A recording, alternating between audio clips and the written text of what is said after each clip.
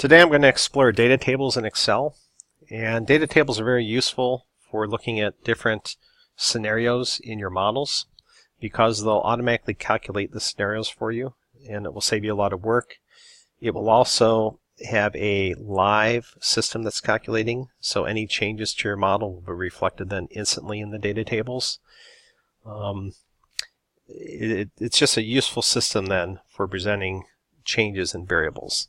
So I'll show you that right now. I have a NPV based model up here, and I'm showing cash flow, inputs and outputs from this model, and I have an upfront investment of negative 20 million, and then I have 5, 10, 15, 20, 25 million coming out over time, and that would correspond to these growth rates here.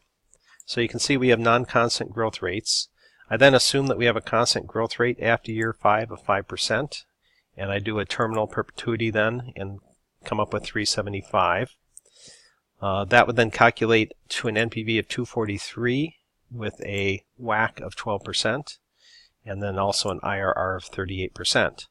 So the first thing I'm going to explore is what if I change my upfront cash flows, and I'm going to go from that negative 20, the initial, and I'm going to go all the way down to negative 50 and all the way up to positive 10 on that initial cash flow. So if I put this into the model, I'd have to run each of these different 7 scenarios one by one. But instead what I'm going to do is I'm going to tell the model I want to look at NPV. So I'm going to set this cell equal to NPV. I'm going to set this cell equal to IRR. And here's the range that I'm going to change. And now what I do is I highlight this whole system.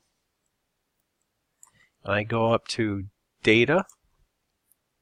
What if analysis? Oh, pardon me, I hit the wrong button there. Data, what if analysis, and data table. Now this would be considered a row input.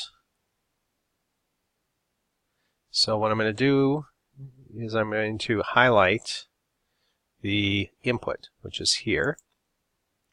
And once I have it in there, oh, actually this is a column input. See, even I struggle sometimes when I come back to this. So this would be a column input. So I'm going to do that here. And once I get that highlighted, you can see I'm saying change the values here by putting them into C4. And C4 once again is my initial point.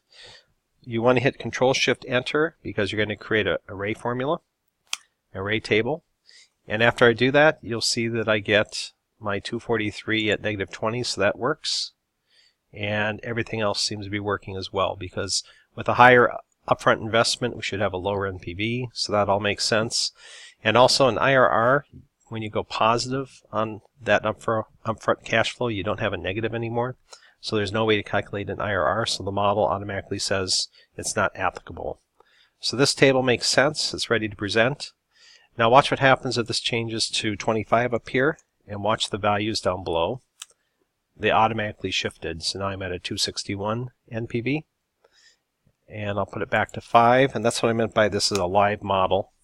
It automatically does 7 scenarios instantly for you. So what if we want to explore 2 variables? And I should also point out that I stacked multiple variables here, so you could keep this going as many variables that you want as an output, and you get the calculations coming out then. But here I want to do a matrix type situation where I have 2 variables changing against each other. And you have to hit an equals here and grab the NPV. And I could use IRR or any other item. But here I'm going to do NPV again.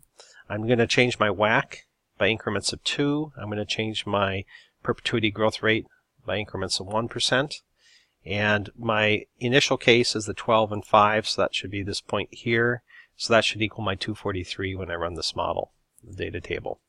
Once you get it structured like this, you highlight the whole block.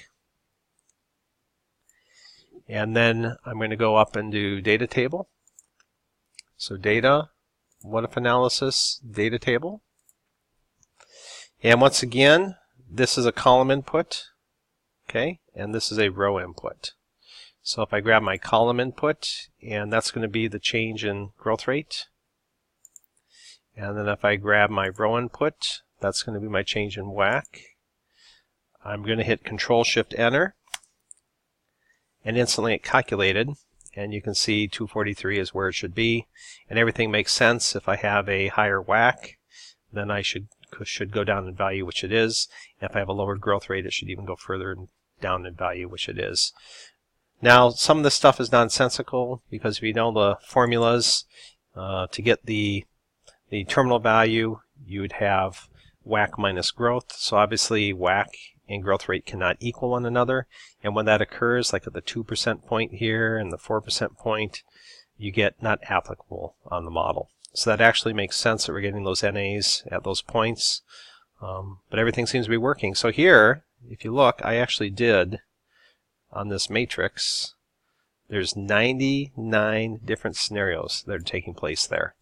Instantaneous, and something you can present to management right away and show what happens if your WAC changes or your growth rate assumptions. You can show where you're going to be profitable or not profitable. So I could actually tell this to color cells if they're negative or positive. So if I go to Home, Conditional Formatting, highlight cell rules, highlight if it's less than, so if it's less than 0, then we're going to have light red shading, and there we go. So now you can say to management, if we fall into this region, we have a negative NPV and we don't want to do the model. Obviously, you're kind of at a 0 point where you can't calculate or really say what's going on at that NA points here.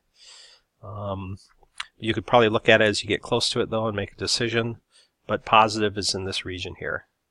So that's the way you can automate analysis in data tables and present that to management.